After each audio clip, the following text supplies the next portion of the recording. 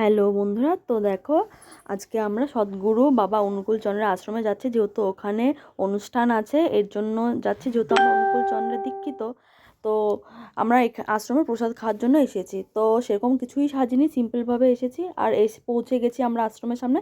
আর দেখো চারিদিকে কত পরিমাণ ভিড় আর দোকানপাটও বসেছে।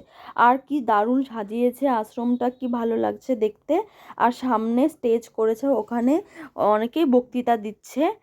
আর আমরা চলে যাচ্ছিলাম ওপরে, যেহেতু ঠাকুরকে প্রণাম করতে হবে এর জন্য বাবা আমরা সবাই হাত ধুয়ে নিলাম।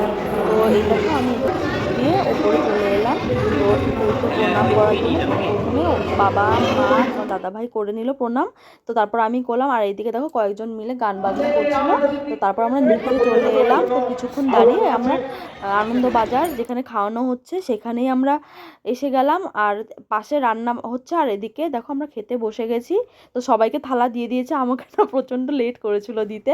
তো তোমার দাদাভাই ওরা খেতে বসে গেছিলো, খাওয়া শুরু করে দিয়েছিল।